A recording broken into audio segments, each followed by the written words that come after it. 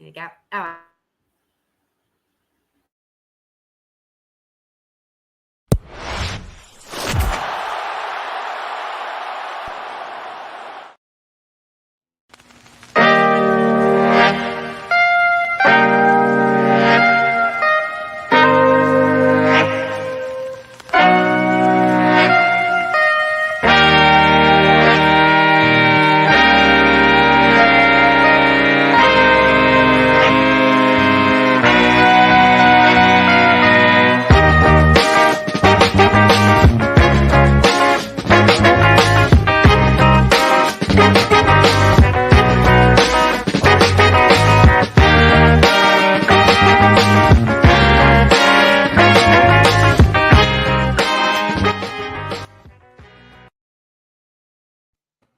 What's up, everyone, and welcome to the Bougie Sports Podcast.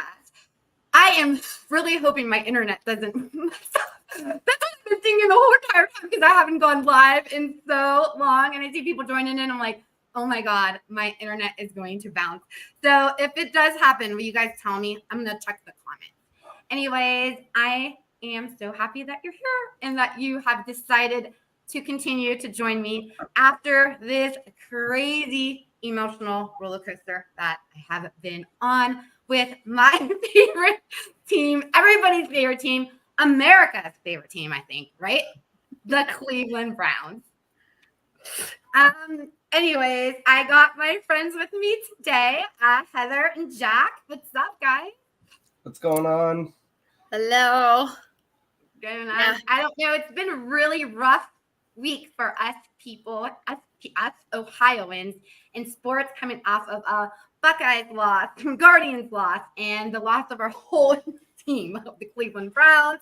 And then I don't know. It just feels like everything's just, going down for us. And as if you can see in the background, guys, Jack has the terrible towel waving in our face.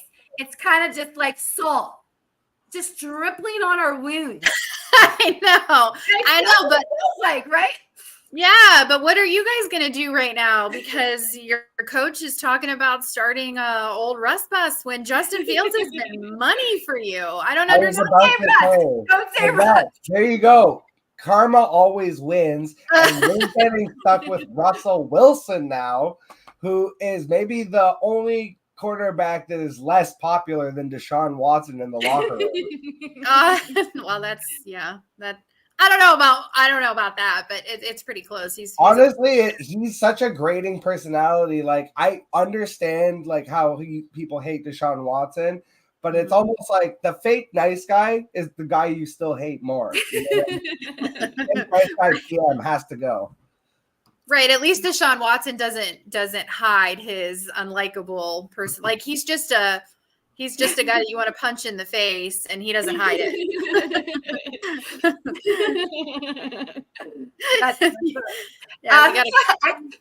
Rusty Wilson. That's why I'm glad we started the show. Good job, Heather. I'm glad you deflected me right into hating the Pittsburgh Steelers. See, I know, Yvette. I know the buttons to push. We're gonna go right into hating them. Yep. I mean, we can also talk about the Dallas Cowboys and the Jacksonville Jaguars if we want to stay in the misery loves company realm. But I mean, honestly, on the other hand, the Steelers are winning, and that's what's crazy is you were winning with Justin Fields, and now Rusty Russell Wilson feels better, and now we have to play him. Is that how it worked, or what? This move genuinely pisses me off for a couple reasons.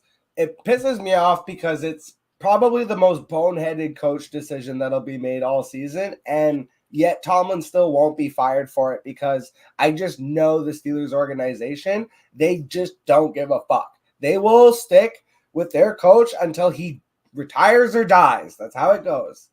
Yeah, but do you think Tomlin should be fired? Like, okay, you took a team that in theory should have been at the bottom. Take all of the Deshaun stuff that's going on now, but if you look at preseason, you have a coach that should have had a bad team because Russell Wilson, I'm sorry, he's done. He's done. He's old. And then you had Justin Fields coming off of, arguably one of the worst offensive line that was in the NFL. And Justin Fields just did not perform well in Chicago. So you have two relative unknowns, and then you have no receivers, really. You have a sus running game. But Mike Tomlin just finds a way to win. He does not coach, in my opinion, as someone who hates the Steelers, he does not coach his way. He coaches to his players. And I just think that he finds a way to win. I don't know about firing him. This is a terrible decision. I don't know. Maybe he'll surprise us.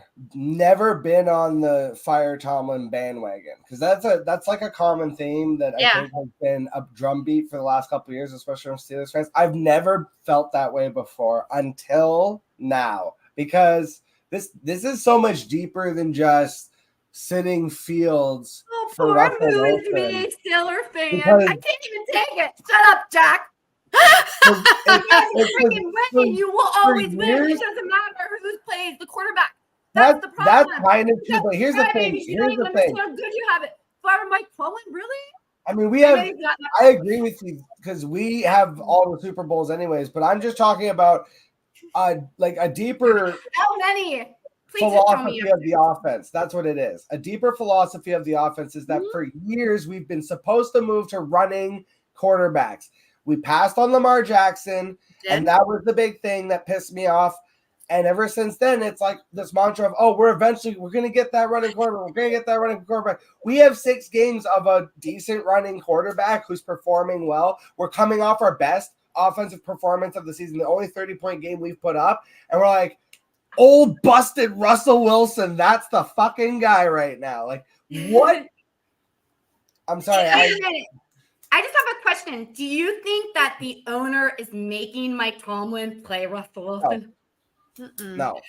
I'm just saying. That's why I'm like, Tomlin is past the point now where it's like every coach eventually has been at a place too long where you think you're smarter than everybody around you, and you just start making bad personnel and philosophy decisions. We saw this actually at the very end of the Belichick run, honestly, and like how he kind of trashed the Patriots and drove them into the ground because he was just so he just refused to move on from the old ways, and Tomlin is that way, and the game is passing him by.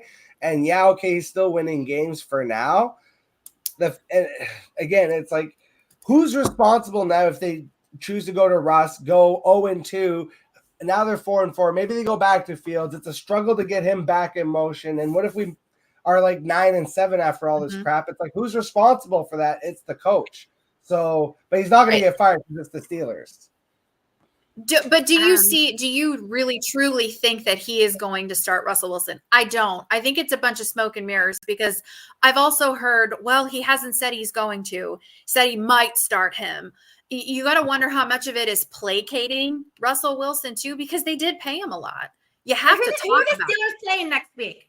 They if that's the truth, then they should trade him. There's lots of quarterback needy teams that have now had enough injuries that like just trade Russell Wilson. The Steelers aren't on the hook for a massive contract like the Broncos were.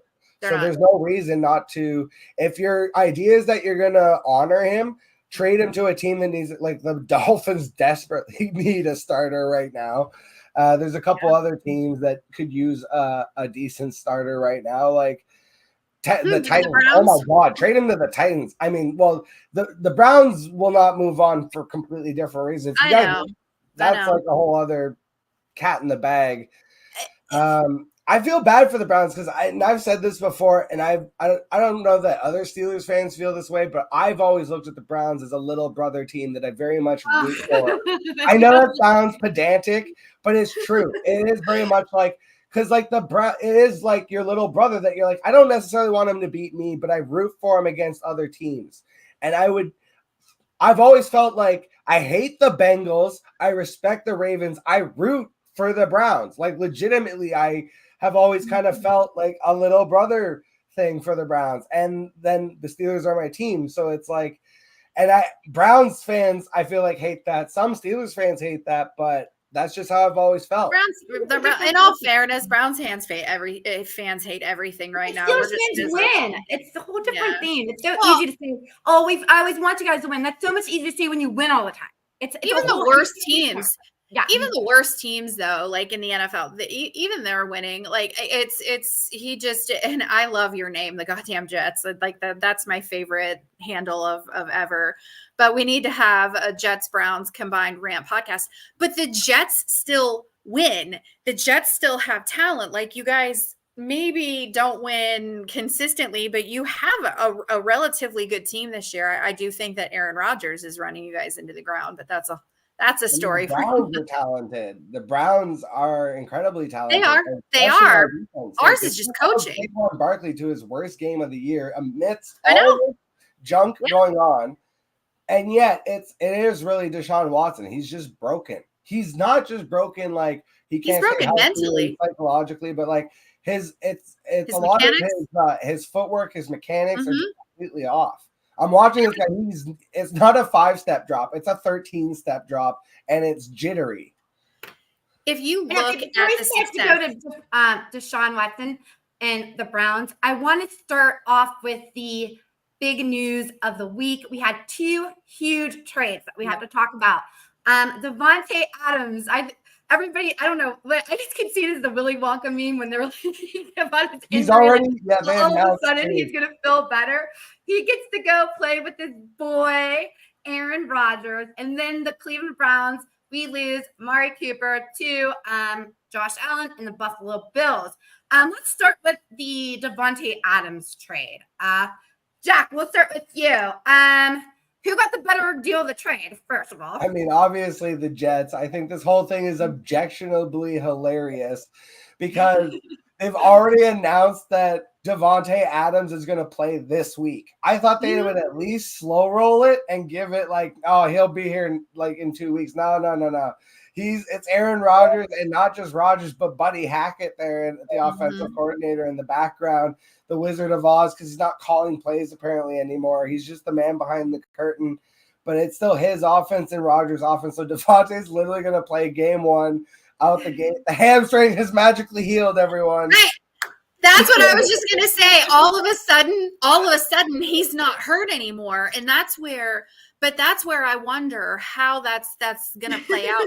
I made a rant, completely separate aside and rant. I made this rant on my own show earlier. Next year, in all my leagues that I commission, I am increasing injury flexibility and spots.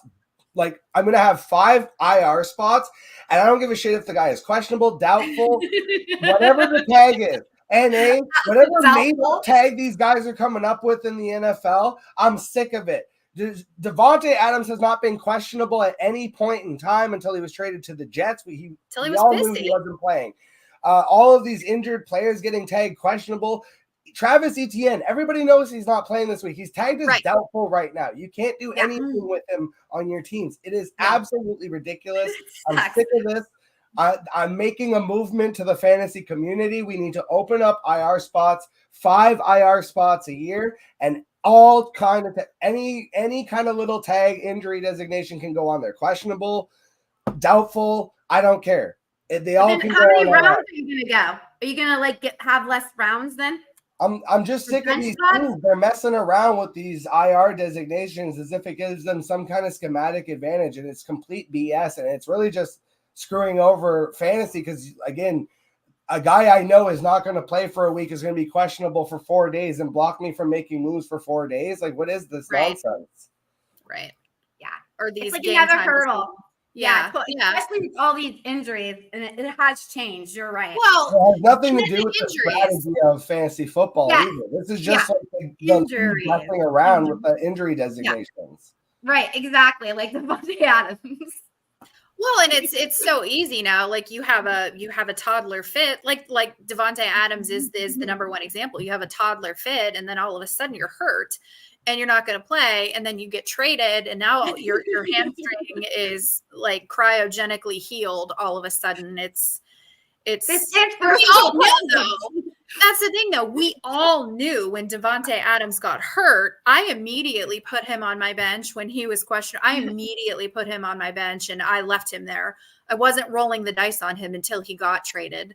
And I'm not moving him off the bench until I see what he does, because it's not going to be, they're not going to open up the playbook with him. If I had Devontae Adams, I'm putting him in this week. I think they are. I think this first week he's going to see. I'm going to put the over under at 8.5, and I'm going to take the over on target. I just feel like they're going to want to show off. They're going to be like, guess who's back? A-Rod and DA. Well, yeah, and they are going up against Pittsburgh's defense. I mean, Pittsburgh is right in the middle of the pack with defense. So I don't know. I can tell you the way to beat the Steelers is quick passes, because our defensive backs, that's where we struggle.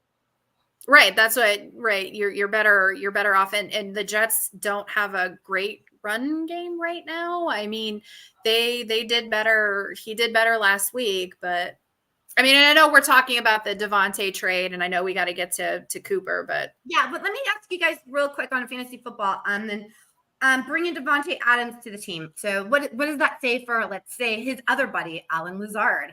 Are we dropping him, or do we see him in less value? And even more, Garrett Wilson, is he almost, I don't know, droppable? No, I don't think so. Not Garrett Wilson. Just my opinion, it makes Garrett Wilson a little bit more valuable, because who do you guard now? Who do you cover now? Because Garrett Wilson was their main option. So now who do you cover? Now it's going to be almost like a two-headed running back attack. Who's going to get in the end zone? But just my opinion, my humble, uneducated opinion, I think it helps Garrett Wilson in the long run, because he's not going to have that number one corner coverage anymore. I kind of agree. I think on this one, I go with Devontae Adams. I'm staying on this one, you guys. I do agree Devontae Adams scores first. Yeah.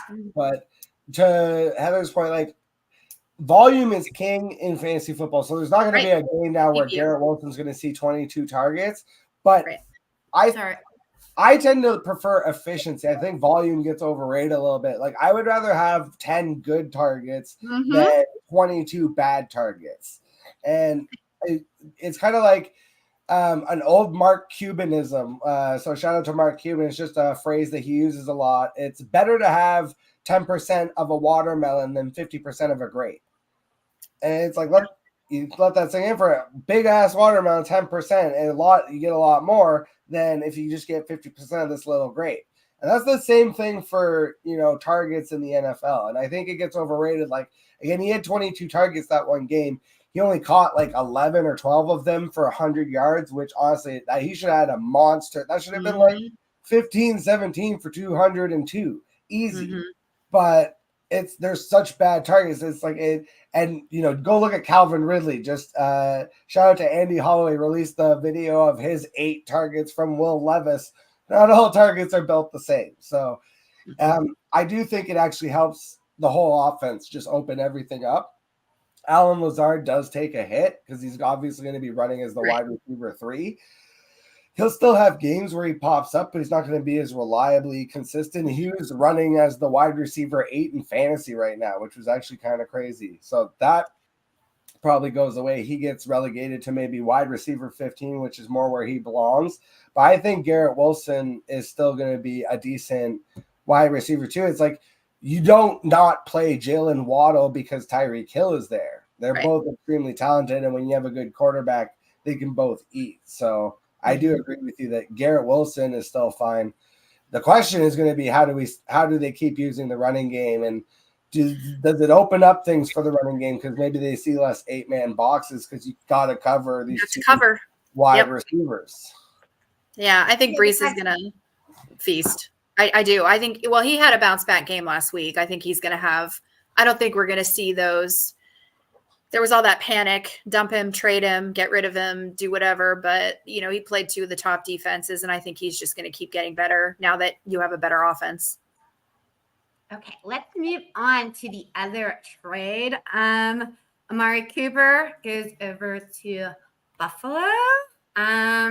we all seen this coming, right? I know that because I listen to Establish the Run. I'm obsessed with Establish the Run.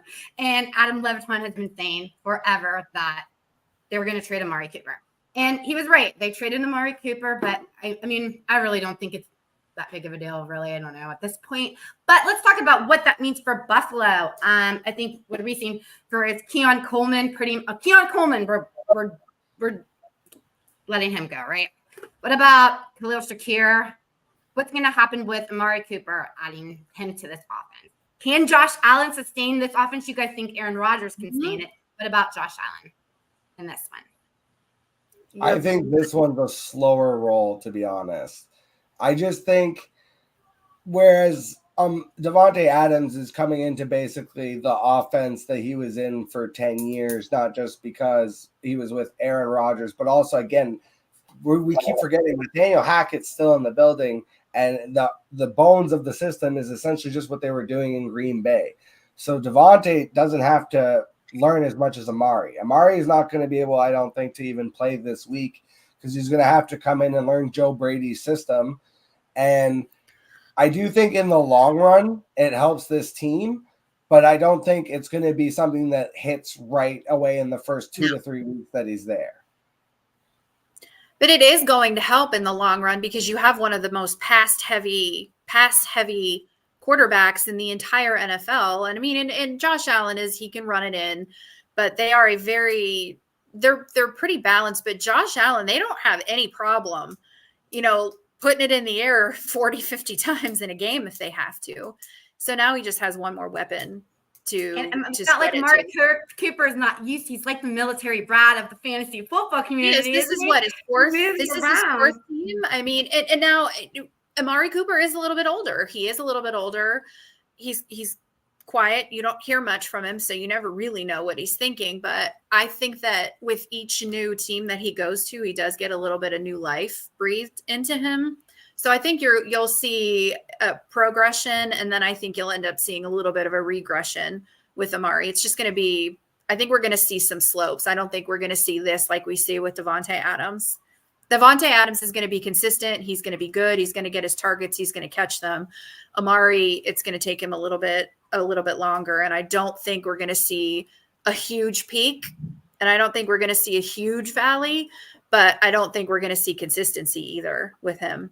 I would not start him until I saw what he could do for 3-4 weeks. Yeah, I have him in a couple leagues, and I'm definitely waiting at least 2 weeks. For me, it's not necessarily the consistency of the performance, it's the consistency of the targets. Once I see the targets go up to about 8 to 10 a week, I'll take the shot on when, because he'll have a boom week eventually, and I want to be in on it when it happens. Right. But as far as the rest of the offense, this is very much like it helps because Keon Coleman was not a wide receiver one coming in and as a rookie. He's just too raw. I think it helps him move to the wide receiver 2 on the outside. Khalil Shakir is a slot guy. He's not their wide receiver one. So again, having a true alpha that can pull coverage helps a slot guy. And Kincaid too, same thing. I think it helps everybody else by having attention drawn to an actual wide receiver one. See, I'm fading Keon Coleman. I'm still riding with Khalil Shakir. Well, Khalil Shakir he's leading right now the team with yards. So I mean, he's not an unsafe decision to stick with. Well, I would play Davante Adams. I would not sit Amari Cooper. And you guys are saying you would sit both of them for a while. No, Davante. No, not Davante. I'm going to sit Davante. I would sit Amari just because I think because again, Davante is coming into his old quarterback and offense from before he left Vegas, one that he was in for like nearly a decade. Right. Whereas Amari Cooper is just brand new. This is a brand new quarterback, brand new system, brand new coaches. It's not going to be like he's going to be able to come in week 1 and just learn everything off the top. So it's going to be a little more of a flow. Give me 2-3 weeks, I'll be starting him, but I just don't think it's going to be right away like with Davante, and I think Heather was agreeing with that. Yeah. I'm the only reason I'm not starting Davante is I actually have a little bit of a wealth pot of wide receivers, so I don't really need to take that risk and see. I've got some good receivers, some really good receivers. So I will sit him for 1 week and then maybe I'll put him in next week. You know, I just don't need to, but I think that Devontae he's going to be good. I mean, he's going to be fine. Amari is an eventual start, but I think it's just going to be a little bit slower. Yeah. All right. So going on to Amari, let's just talk about the sad Cleveland Browns. We're playing the Cincinnati Bengals, which I think is going to be the toilet bowl of the AFC North. And really, which is kind of funny. I think Heather was saying earlier, we all didn't. That's sorry about my dog. I mean, obviously, I don't like the Steelers, but I mean, realistically, I honestly did not expect them to be better than the Browns. I mean, clown face, I know, but I did. I seen them at the bottom of the AFC North. And right now, I don't. I think it's either the Browns or the Bengals there. So I don't know. I think the Bengals have more to lose here by losing this game. What about you guys? Yeah, I think that the Bengals have a lot more to lose. I think what's really messed up with the Bengals right now is how good they are on offense and how horrible they are on defense. It was last week, and I don't know where they're ranked. I didn't look this week, but last week they were ranked number 5 in the NFL in scoring offense, and they were ranked 31st in defense. So they've got to figure out their defense. And last week, they've got to figure out their offensive line. We've said this, and I've talked about this. I work with a bunch of people who are Bengals fans, so we talk about this consistently. But they are going to get Joe Burrow killed if they don't beef up their offensive line. He's constantly scrambling. He's constantly running for his life. Our defense isn't terrible. So if the defense can put some pressure, you get, a JOK, you get a Myles Garrett, putting some pressure, he's going to be scrambling again. Now they have T. Higgins. Held the Eagles down pretty They good. They did. We just can't score. The Browns just can't score. I mean, that's the problem. I mean, that's if they could score. Maybe. I think at this point in the season, the game matters more to Cincinnati than it does to us right now, because we're never going to get our offense figured out as long as Deshaun Watson is under center. I just feel like the Cincinnati fans waking up on Monday that it's just going to be a worse loss. I don't know why. Oh no, because you're losing to the Browns, who are a clown show. I mean, we are though. That's we are a debacle right now. We are the laughing stock of the NFL, and if you lose to us, just, but they have a history of losing to us. They do. That's what's scary. I'm thinking Burrow does not have a good record. Win this week. Yeah, he does not have a good record against us. I think Jack from the outsider in the Cincinnati Browns game. So I have this overarching just theory in general that fantasy football and the fantasy football community, because fantasy football is so analytically driven, I think we overlook a lot of basic aspects of the game in terms of just feelings and emotions and narratives and intangibles. I think those matter more.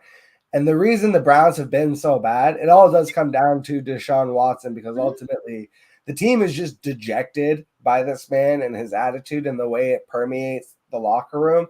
However, there is a potential counterbalance. If Nick Chubb does in fact start this week, I am betting that the Browns beat the Bengals, because he's starting. Yeah, he's starting. He's playing. There's no way he's not starting. Have they actually confirmed it for reals? Because it's out there. I think that is going to be enough of an emotional counterbalance this week that they're going to rally around Nick Chubb starting and being back. And I think the Browns win this game on defense. And again, that emotionally driven charge. I think Watson has had moments. There's been stretches where he's shown signs of life. They just have been so terribly inconsistent. But I think he will do enough in this game. Again, they had reversed that score. I have it Browns 23, Bungles 10. I really think Nick Chubb and the emotional counterbalance, because again, football is such an emotionally charged and driven sport. I played at like the lowest possible level. And I can tell you that there was a huge difference in when I was playing for coaches I gave a shit about, when I was playing for coaches I didn't give a shit about. When I was playing for teammates I gave a shit about and teammates I didn't give a shit about. I think you see that a lot in the NFL. And Saquon actually is a perfect example of the reason I thought Saquon was going to hit is because when he was drafted, people forget like his personality was such that he would be like a starting leading NFL quarterback if he had played quarterback. He would have been a number 1 overall pick, easy peasy, generational Andrew Luck stuff. But he's a running back.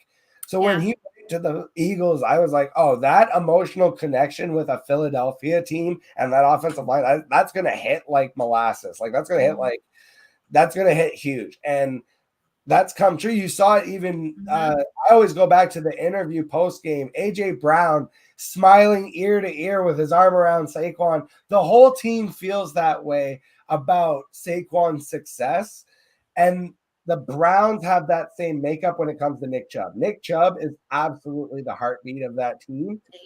Getting him back is going to be such a huge thing for the Browns this week that I think they'll show up this week, and for the rest of the season. I mean, they'll probably I think that goes away because, I think they are very much sunk by the anvil that is Deshaun Watson and it's not just that it's the contract and, the SA allegations and all the back end stuff. It's that I think when they finally got him in the building, they realized like, oh, he's not a Kobe. Like he's not. And when I say that, I mean, like, he's not the guy that first in, last out, like will outwork every single guy on the team, like lunch pail, like of all the teams in the NFL. And again, maybe part of the reason I feel an affinity for the Browns, they are very much a blue collar workhorse team. And their players have always been representative of that. And Deshaun Watson is anything but that. And I think that's been the biggest problem of all in terms of like why this hasn't worked in Cleveland. Deshaun Watson wants to win the battle on social media. He wants to win the battle of his perception, of how fans perceive him, of how the public perceives him. But you have our favorite players, the players that you can't hate, like a Nick Chubb. He wants to win the battle on the field. He wants to be that first guy in. He wants to be that last guy out. And then when you have our defensive leaders, you have a Myles Garrett who wants to be likable because he's a hard worker, because he's doing all the right things. Those are the players that we love. And those are the players that we gravitate to. And those are the players that other players gravitate to. And that's, I think, where Deshaun Watson has just lost everybody, because instead of going and shutting his mouth, we can argue all day long about what he does on social media and the fake accounts and the tickets and all of that. That's what he's concerned about. He's concerned about right fighting, and he's not concerned about doing it on the field. And that's the problem. Yeah. It's obvious that, I love Jack. I want to go back to what you said and what you hit on, Heather. And I really love this because this is something I thought about myself, the intangibles, the analytics of football that can't be measured. I mean, I really love that you said that because that is so important. And what that is locker room dynamics. The same thing. That does play an impact on a team so much. It really does. If you don't have the respect of the leader of the team, it's done. And now I think the Browns have not only lost that respect, they've lost the respect of the fans. It's just a sad time here in Cleveland. It's so hard to explain, I feel like, too. And Jack and Eva, I don't know what you guys think about this, but I think that the offensive line is going to work just a little harder to protect Nick Chubb. I hope they do. That's do you think they like Deshaun Watson? Yeah. I see Danny Cornell with saying like he won't get 12 carries. I don't even care, honestly, about the workload or it's just the fact that he's going to be there and out there and starting again. I think it's just going to be one of those things that emotionally drives the team. You're still going to see Pierre Strong and Deonta Foreman.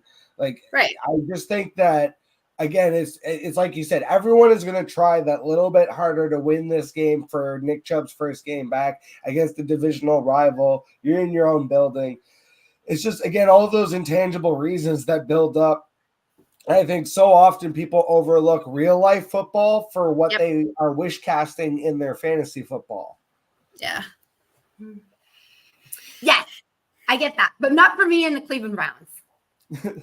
That whole relationship is so different. I want to say one thing too. I feel like what's happened to me is that fourth wall has been broken, and that's something that I've never really let happen in my fandom. And what I mean by that is like I usually just, I don't try to think about the politics and whatever. I just go in as a fan, in the stands. And now my head and everything is in it too much too, maybe, like where I'm I'm watching my Jerry Maguire mode where I'm ready to write that fucking who's coming with me letter, which you can't you can't be right in a wrong world.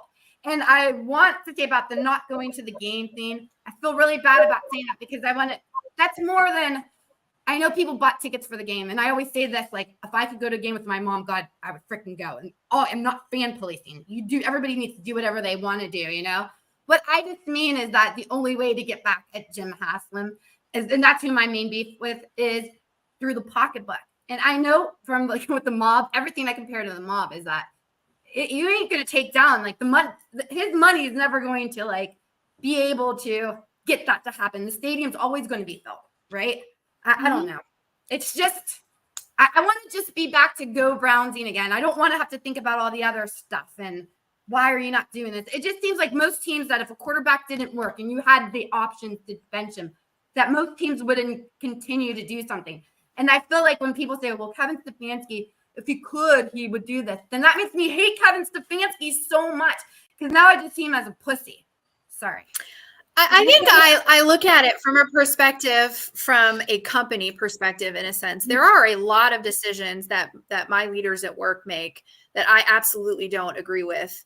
But I am where I am. The decisions are the decisions, and I can't really do much about it. So I just I can't let them take that joy away from me. I still like the Browns. I don't like Deshaun Watson. I'm not going to sugarcoat that. I don't like him. I don't think that he should be our quarterback. I think he's not just a terrible player right now. I think he's a terrible human. Like he's just not a good person. But I can't control that. Yeah. Right. Well, and that even if he was, but winning changes everything. If he was winning, I would be go Brownsing it. Nobody would say anything. Nobody would say Everybody anything. would be happy, and that makes me sad. That makes me, and I admit that. I'm human. Like people are like, oh my gosh, like God, like we all want to like football, We could like, I don't know. Yeah. No, and I'm going to the game. I'm going to the game on Sunday. If we were winning, what if we were undefeated right now? Nobody would care. Nobody would be talking about this. I actually don't think it would matter. So let me make that argument of it. This is the one case that I actually think it was never going to work. And, shout out to Mark Sessler, who I think is a renowned Browns fan. I've been a listener of Around the NFL. Sadly, that podcast is no longer with us. They are now with Heed the Call, Dan Hansis, over on Underdog. But Mark Sessler, famous Browns fan, has been a lifelong Browns fan, has been through all the pain and the misery. And of all of the things that I've watched him through a third eye lens experience, the Deshaun Watson signing was actually the worst. Like I remember when it happened, like the actual announcement of we have traded for and signed him to this contract.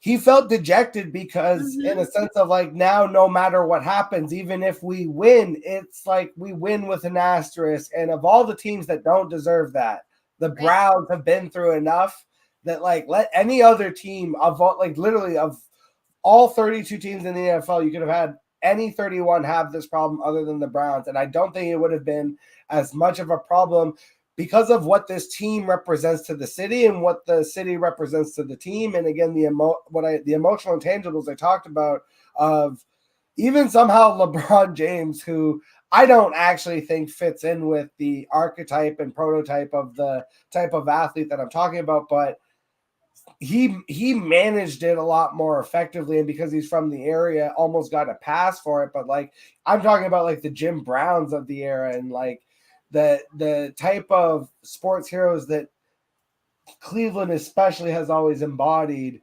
Like, Jim Brown isn't he didn't exactly have clean hands. He didn't have clean hands. Yeah, you see, Jim Brown, we get shit for Jim Brown too. Right. But that's where winning. That's where winning changes things because Jim Brown did that. We don't talk about that. We don't talk about what he did. People love Joe Thomas. I'll say that. Joe Thomas is the most likable person I've ever seen in Cleveland. It's so weird. I feel like yeah, I totally get that. And Mark Sessler, you're right. Mark Sessler is one of those people that at the beginning was very anti Deshaun Watson and has not changed his stance since. I was not, and I've never not been who I've been.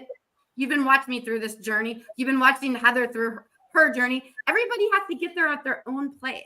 And I also feel like it's for some Browns fans, it's so different when you're on the inside looking out. It's just one of those things like maybe it's Browns. That's one of those conversations that Browns fans can maybe understand it. I don't know.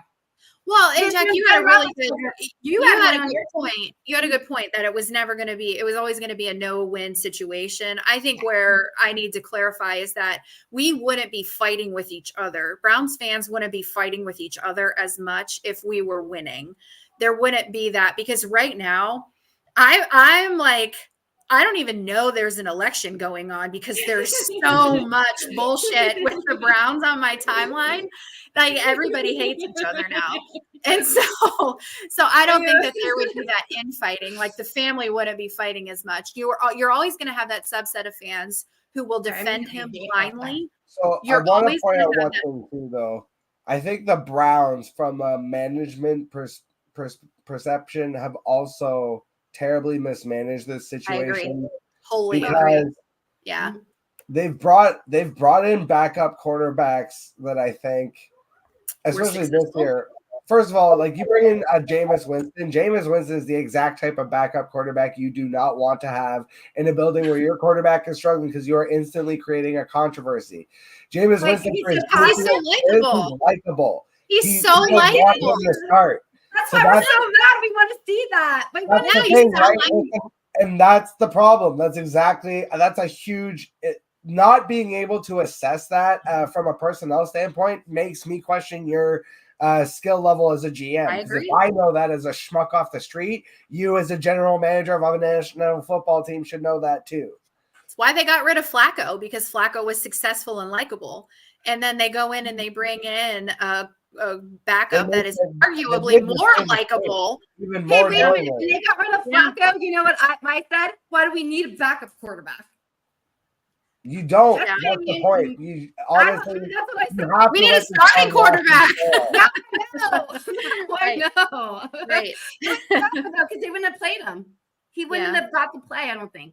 And it wouldn't matter who it is. People were clamoring for Dorian Thompson Robinson. Like, it wouldn't matter who, but the face you just made is exactly representative of the idea of like, if you have a backup quarterback like that, even if some people are clamoring for him, nobody takes those people serious because nobody looks at DTR like a viable quarterback option. No. Ty Huntley, there's a million of these backup quarterbacks you could have brought in to not threaten and upset this whole situation with Deshaun Watson. Right. And you brought in one of the only quarterbacks that could make this whole thing even more flammable, just like more upsetting for people. like they did it on purpose. Right. No, I agree. I agree that but he's real funny. Lapse in judgment. That's the thing. That's the problem. In a dude that everyone likes. If you are having a prom king that actually everybody hates, the last thing you want to do is bring in like another viable candidate that actually loves. Right. I can't. All you can do is laugh. It's just funny at this point. It is. So, I forgot we talked about. So, do we think we're gonna win? Then are we? I'm feeling the Browns are gonna win. I'm picking them for this one game on the Nick Chubb emotional drive. Yeah. And then so then what happens to the Bengals? Are they done? They don't win this game. Are they out? They're done. I think they're not done in the sense of they're still going to win games this season, but I don't think they're going to make the playoffs. No, hold up. They don't beat the Browns. They're not getting to the. If they don't beat the Browns, they shouldn't. And even if they beat the Browns, even if they beat the Browns, I think it's. I still don't think that they beat the Browns. Now suddenly they're 3-4, and then you look at next week they play Philadelphia, that's hard. Okay, so let's say they're 3-5 now. Week 9, Vegas. They could beat Vegas. They're 4-5 all of a sudden. So they could struggle their way to 500. But then they get the Ravens. So it's like, and that's Thursday Night Football. That would require a huge upset. If they managed it, they'd be 500. If they lost, they'd be 4-6. So let's just say 4-6 there, just to be mean to them. The Chargers, I think the Chargers kind of suck this year. I think they could beat the Chargers. Beat them. Yeah. So we're 5-6 now. So again, it's just they're more viable to me. Of like they're gonna kind of float around that 500 mark. They have a late bye. Let me ask you guys up on week 12. They could do some things and at least like threaten. Browns are done. That's the thing. Unless they make the quarterback switch, they're done. Like Yvette said, we're on a bye year. Yeah, exactly. Do you guys think that the reason why the Bengals are so bad is because of Joe Burrow's Fashion Week? No, it's their defense. It's not his fashion. It's not his Macaulay Culkin look. Back in the suit in Fashion Week, he feels his fucking face. No, it's their defense. That was it for me. I'm like, okay, you can't play football because there's no good quarterback. He's performing. He's not the problem. And the offense is not the problem. I like the blonde hair. People compare it. Everyone always says Eminem. I'm a big wrestling fan. He looks like the Cody Rhodes. Cody Rhodes, exactly. He's Cody Rhodes. The American Nightmare. Whoa. Yes, he's Cody Rhodes. I love him to play for the Browns, but yeah. But no, I actually think it's not just the defense. Yes, the defense has underperformed, but they miss Joe Mixon, especially at the beginning of the year. Yes. Chase Brown has started to emerge a bit, but they leaned on Joe Mixon so much more than people thought. Like you look at the way the Texans have leaned on Joe Mixon, like they're missing that in the offense. Yeah, they're really underrated what Joe Mixon was doing for them. Yeah.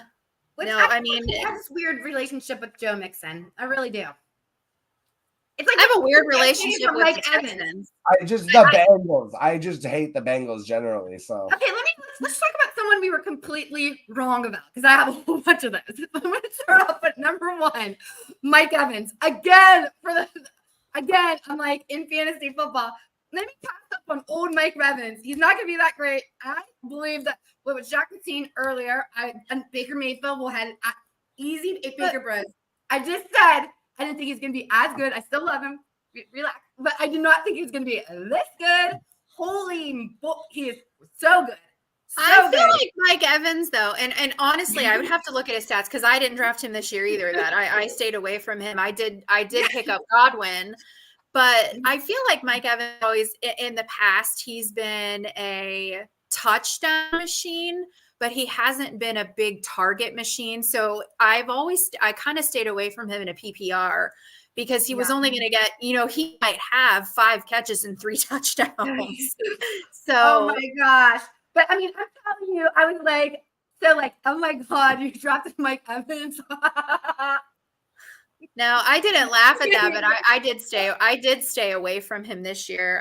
Like I said, I did pick up Godwin, and he's been performing exceptionally well. Yeah. Let me talk about another one of my Zamir White. I was so on the Were you on the train? I brought up Zamir White's ADP myself this summer because I was so on his nuts. I don't think he started yet. Did he show up yet? He started. He's just been abjectly. He's there. I didn't know. She's like, I haven't even seen him on the field because he's been invisible. I mean, I thought he was going to be there. That's another one that I thought was like, got him for free. Bam. You guys. Oh gosh. Yeah. Ruined that one. Marvin Harrison, you guys. What do you guys think about Kyler Murray? What's going on with that? Can you trust him? Murray he's really inconsistent. And I have to say, like, after what was it, week 1 or week 2, when he did that press conference, he's like, it's not my job to get him the ball. Yes, it is, dummy. You're the quarterback and he's the wide receiver. So I'm not sure whose job it is, but it is kind of your job. I don't know. I feel like that's in the job description. So and MHJ got hurt last week. So yeah, he's been underperforming anyway. So I think I've been looking. Kyler Murray though. Underperform. Kyler. I mean, okay. I think Kyler is still performing to his expectations. I think he's maybe underperforming to fantasy expectations. Yeah. But like he runs the ball, so he has a little bit of a floor. But I've been looking, and I think the quarterback situation just in general is the one that I was most wrong about, because I just gave too many of these guys credit for being able to play NFL football. Like Bryce Young was one that I was like, if Bryce Young could just have 3,000 yards, I was not setting the bar high. 3,000 yards and 20 touchdowns is nothing. And he could not even get through a handful of games. I didn't think he was going to be good on that one. I thought he would be okay with B3. I thought Will Levis would be better than he is. He's not that bad. He's horrible. You got to go watch some of his targets. This man is throwing like his targets. It's like moonshot 60 yards in the air, and then there's like 3 defenders coming around the wide receiver waiting for the ball to drop. And they're counting that as a target, or it's like 20 yards out of bounds, hitting the referee with the camera on the side, and they're like, "That's a target for Calvin Ridley," or it gets batted down at the line, and they're like, "That's a target." It's ridiculous. Like he is the worst. Okay. One of the Let's talk. Oh my god! I mean, let's talk flip side of that though. Let's talk quarterbacks that no one thought the biggest trash talk I got was when I drafted Jaden Daniels. I was shit on to the ends of the earth. Why would you take him? And I took him as a backup. Why would you take him? That's a dumb move. Do you know anything about fantasy? And I'm like, that was a casual league. That was not your work league. It was yeah. Yeah, for sure. Right. But yeah, and I'm like, I don't know. I think he's gonna be good, and sounded like an idiot. In a redraft fantasy football league, I don't think people were looking at Jaden Daniels, right? Jack, I don't think in a redraft league. In a casual work league. I have them in redraft leagues. I pulled this up just for my own receipts here. This is actually pre-draft. This is before they were even drafted. This is from my quarterback top 10 rookie rankings. Number 1, Jaden Daniels, LSU. Quick release, great feet, burners, better feet in the pocket, small pocket, climbs the pocket to scramble, design runs, decisive, and has the ability to fall to a better situation. Number 2, Caleb Williams. So I had Jaden above Caleb even pre-draft. I was one of the very few that had that. There's a lot of season, Jack, and I think Caleb Williams is coming. He's starting to get his groove. I do think he's coming along. I was very in on Jaden Daniels to the point that I had him above Caleb Williams, and I even have him in a couple redrafts. Like I'm 10-2 in Jersey League because I took Jaden Daniels. Williams and Jaden Daniels. But let's talk about another rookie quarterback that made a debut this week in Drake May. What did you guys think about the debut of Drake May in New England? I thought he was surprisingly good. Yeah. He got a touchdown, didn't he? I think it was about time they played him. I think that I agreed with the people that we needed to bring Drake May in. I don't think it's good. Like, look at Jaden Daniels. Look at Caleb Williams. These rookies need to go out and play. I mean, and that's the thing. He didn't play.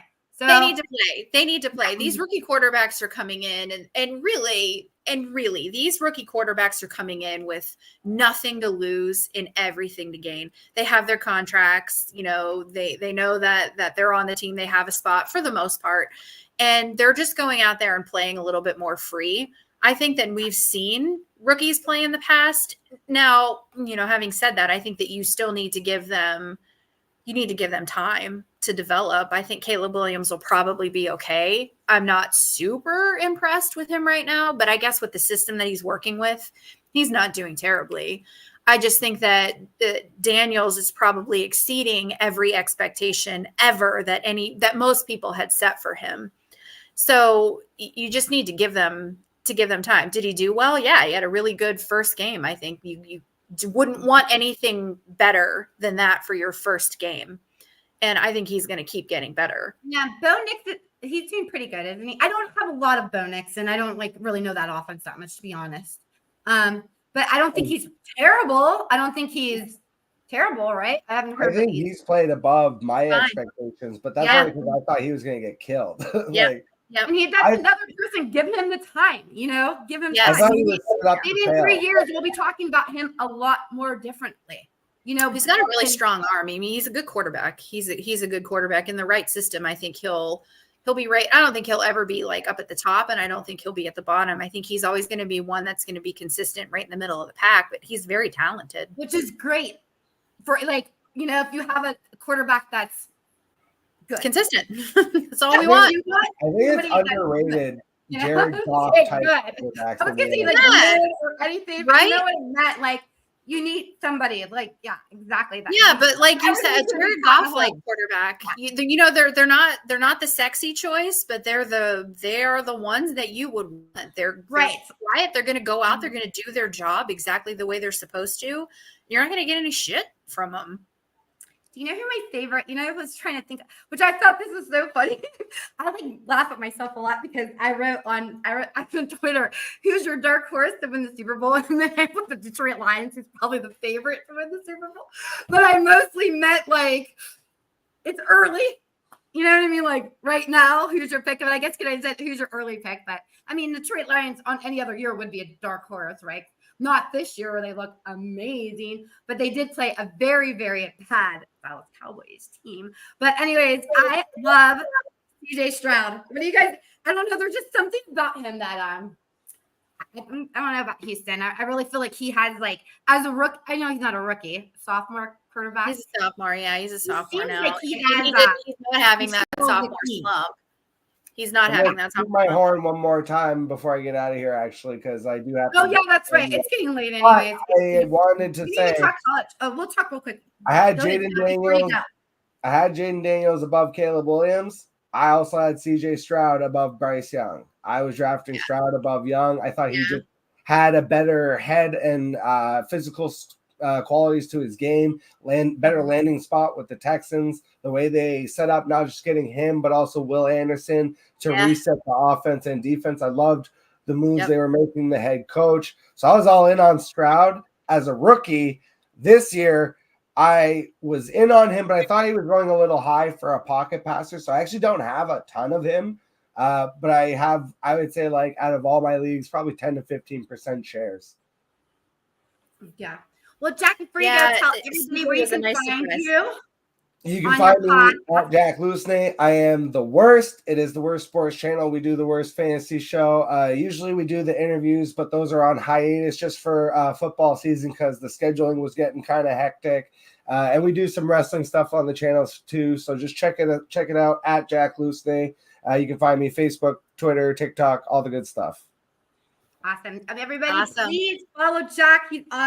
He's amazing. I was trying to think of some. We'll have to go back at the end of the year. Maybe I'll go back and look at all our takes and see how good we did. Because I've had Jack on a couple times. We talked before the draft. We talked, I think, right at the beginning.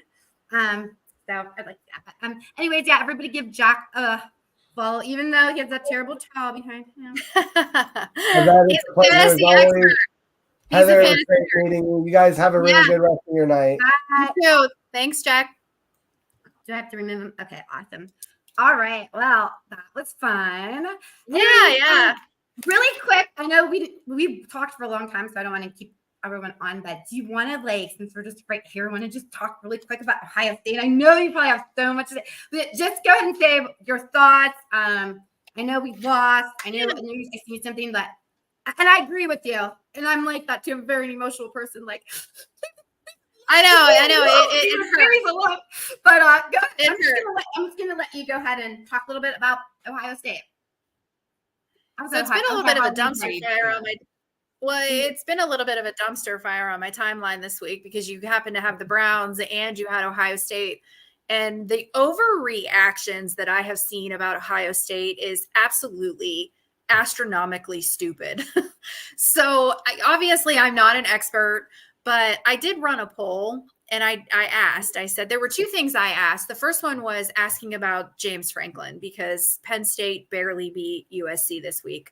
Yeah. And 60% of the pollers said to keep Franklin.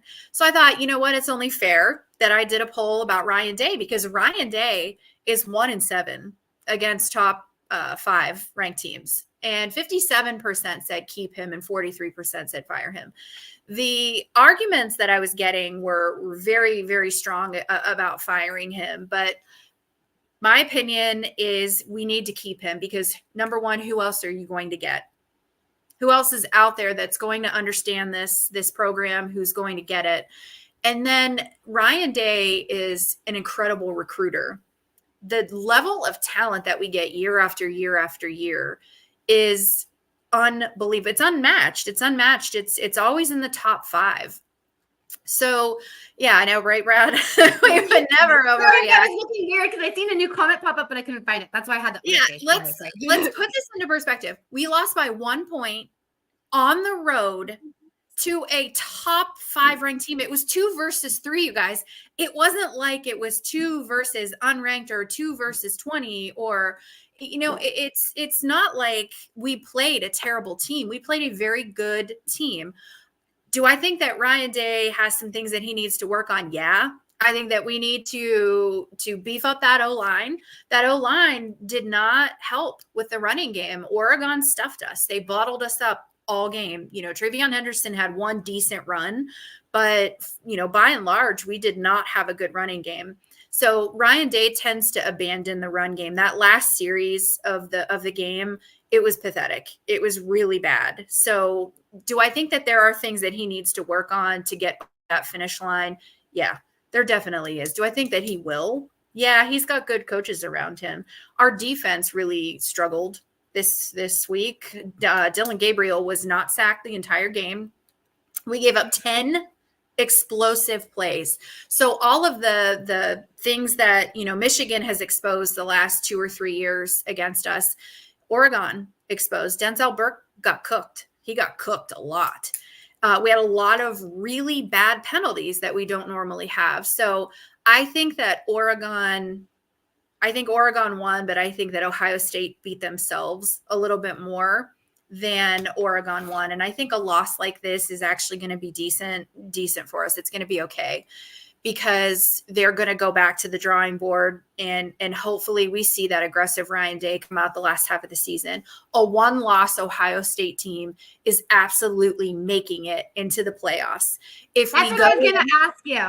Yes, there is absolutely no question. Now, if we go into the Big Ten championship game and we play Oregon again and we lose to Oregon again, I can't say that a 2-loss Ohio State team is going to make it into the playoffs, but there are 12 spots this year. I think that we still have a decent shot.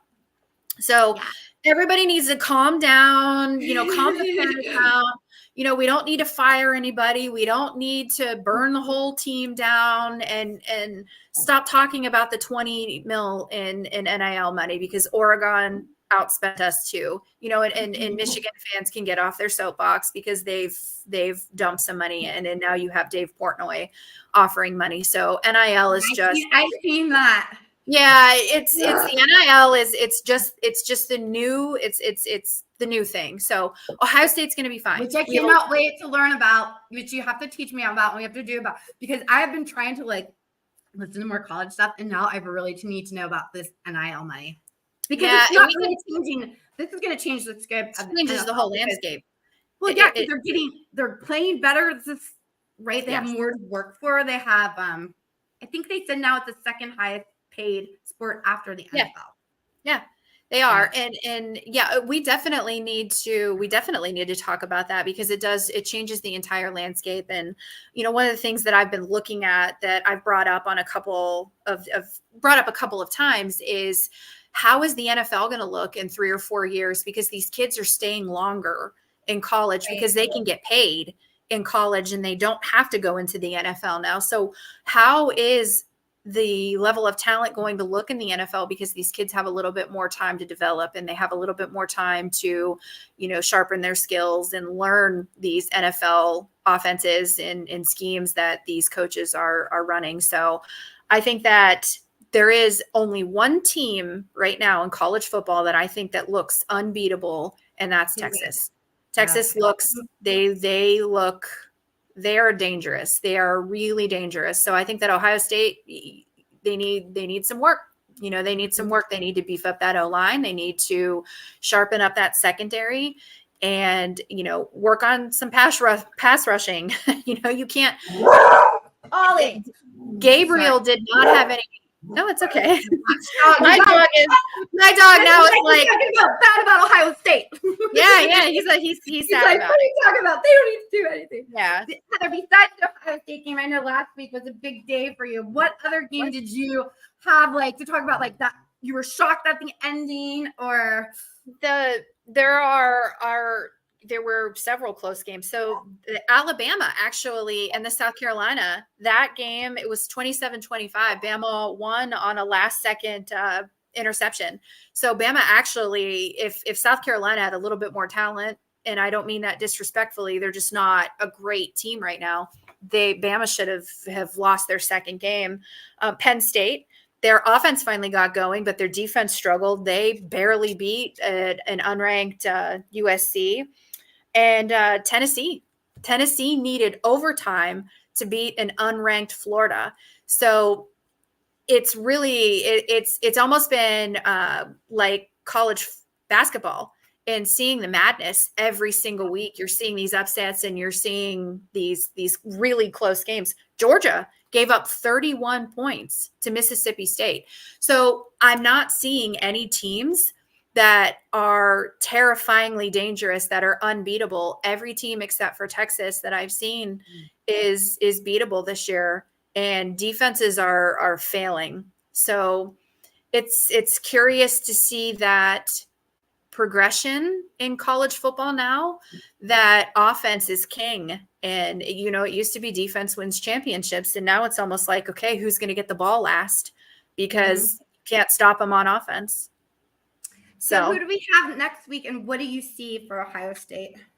Ohio State's on a bye this week, so I think that's it's coming at a really good time. We have Nebraska in 2 weeks. Just had a bye.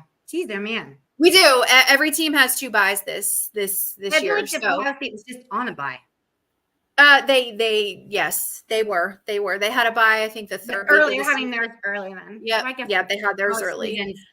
There's There's 2 pretty awesome games that any college fan needs to tune into this week. It's Bama, Tennessee. That's going to be a massive big game. And then Georgia and Texas. So I think that the winner of the Georgia-Texas game goes to the national title game.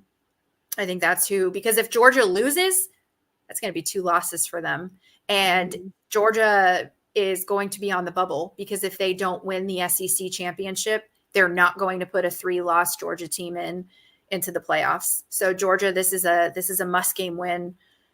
Yeah, a must-win game for another Georgia. whole thing with college. Is getting to know all the different conferences and Yeah, and there's really 2 conferences now. There's 2 super conferences. There's the SEC and there's the Big Ten, which is the Big 20 now. So really, your ACCs and your Mountain, they just don't matter anymore, because all your big guys are playing in the SEC and they're playing in the Big Ten. The addition of, everyone thought the addition of USC was going to bolster, but USC has been, Lincoln Riley. I think he's the most overrated coach, the most overrated, well-known coach that we have in college football right now. So, but, adding Oregon, and you're giving the Big Ten a boost. So I think really it's an SEC versus Big Ten. That's who's going to be king. Well, at least I'm excited we have some great games to look forward to. Let's talk a little bit about our new adventure at Youngstown Sports Cards. Last week, we're starting, which Heather knows everything, first of all. She even knows about sports card collecting. I need to get a life is what I need. It doesn't revolve around sports. I don't know about sports card collecting, but I'll tell you one thing. I had freaking fun. Yeah, and I am loving it. It was so much fun, but we are going to start doing shows like this live from Youngstown Sports Cards. I think you guys will really like it. We're going to have a studio-like look. It's a great space. We'll be doing fun things like opening boxes of cards. And yes. Yes. Yeah. And George George is the one that, Youngstown Sports Cards, he owns. Nicest guy that you'll ever meet. He's incredible. He's a big Ohio State fan, big college football fan. So and he's ready to give away a ton of stuff. He's ready to give away stuff. So we'll be doing a lot of Heather and I have accumulated a couple cards. We have. We're going to have fun with those. I don't know what we're going to do with those. So if you guys want to trade anything with us, let us know. What did we get? We got a couple good ones. We got a couple bangers. We got Mike Singletary auto card, and you pulled a Jackson Smith Najimba. You pulled a I did.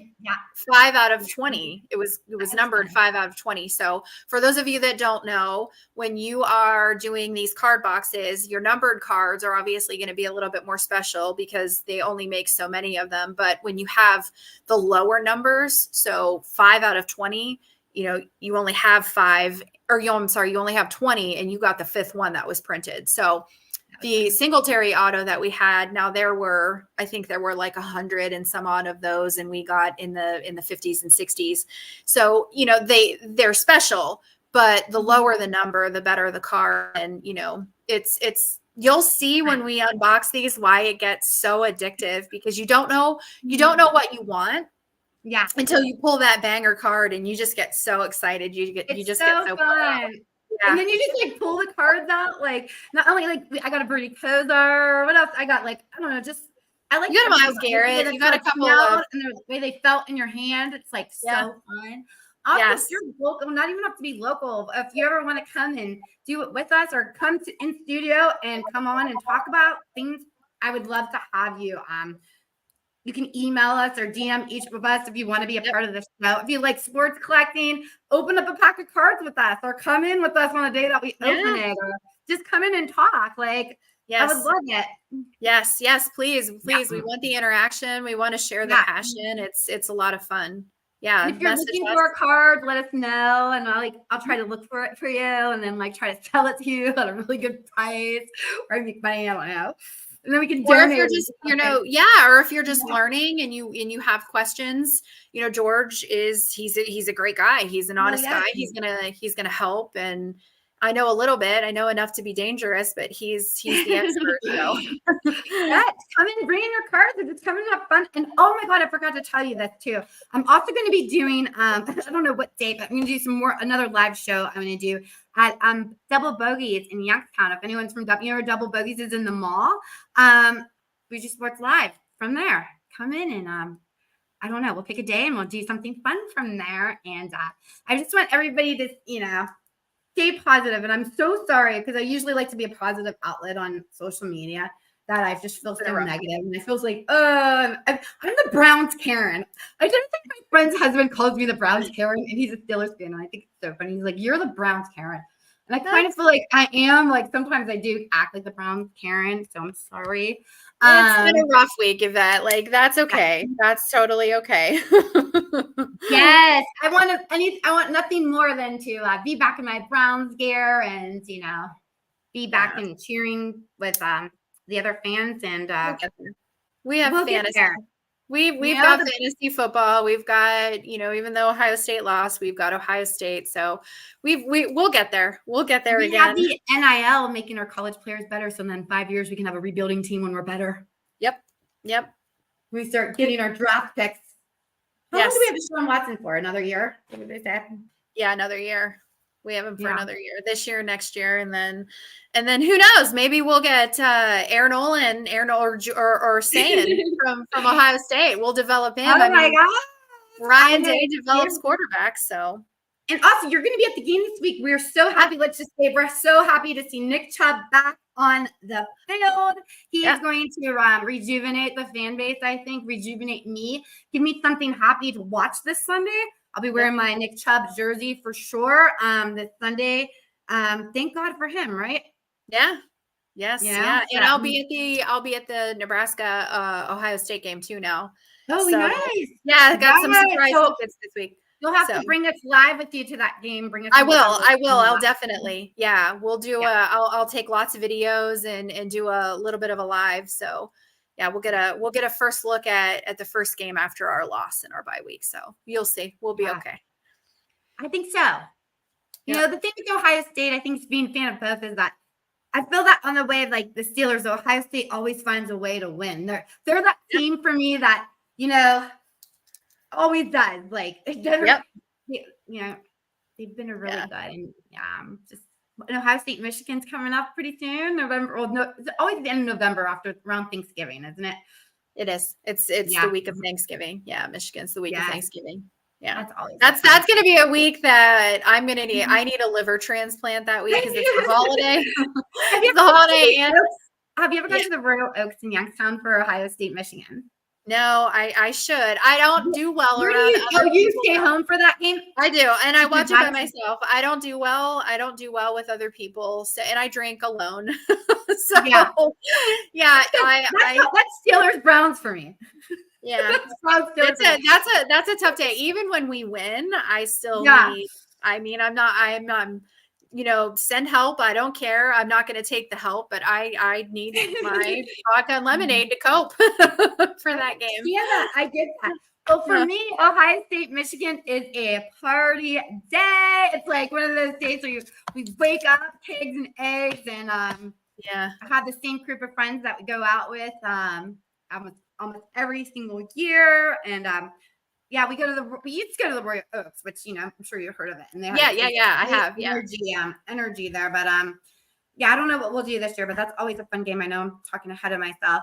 I just want to thank you guys for tuning in today. I'm always so appreciative when anyone watches it. Thank you, Heather. I'm so happy that you're with us. You're going to be with me every week. We're going to be doing this, talking college football. Like I said, I'm still Go Browns girl. We're still Go Brownsing. I'm just on sabbatical right now. I obviously want them to win. Check out the website at Bougie-Sports.net. Next week, also, we have our Halloween special. The whole squad's going to be together. Lana, Lysandra, Heather, Sherry. We're going to get dressed up in Halloween costumes. We're going to have fun. This is going to be a fun. I'm going to be the game show host, and we're doing a game. That's what we're going to do. I'm going to have a fun little game with everyone, and I hope you guys tune in. I don't know what I'm going to dress up. Do you know yet? I don't know yet. Yeah. I'm going to have to. I'll text. Did you find someone? We're also looking for people to be on the show, right? Do we still need more people? Yeah, I need a partner. I need a trivia partner. So, and I don't want to. I'm saying it right now. I don't want a Steelers fan. I don't want a Steelers fan as my trivia partner. So she has one. That's your only thing. Wait, that's my caveat. Yeah, or a Michigan fan. No Steelers or no Michigan fans is my trivia partner. Needs to be 6'5". Finance. Yeah.